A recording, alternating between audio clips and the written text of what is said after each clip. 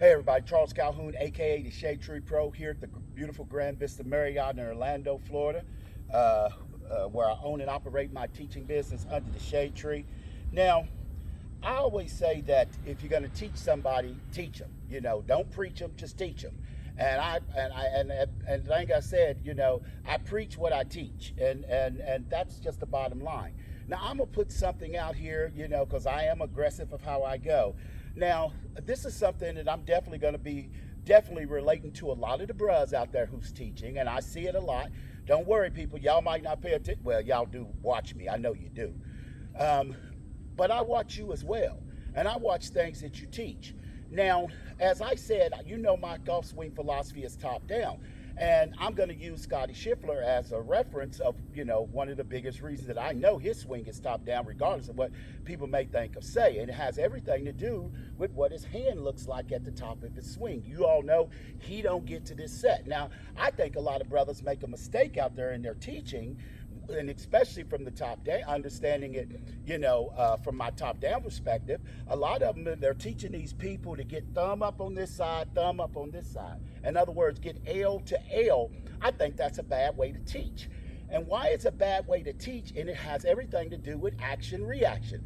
That if my hand is like if I make a fist, and my hand is already set right here, then when I come down, my hand wants to uncock. It wants to let go. It don't want to hold that. It wants to let go. And the more you try to hold it, the more pressure it puts on it to let go. And that leads to all kinds of mistakes in the golf swing.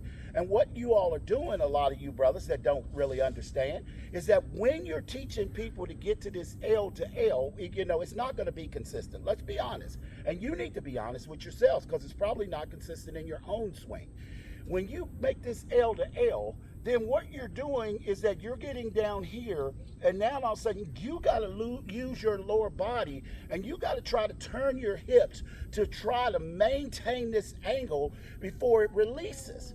But when you do it using Scotty Scheffler, when you go up here with a good dead fingers grip and you don't set that in that regard, then all of a sudden now when you top down, scap drop, now that angle is set, and then it's just a matter of just throwing it through.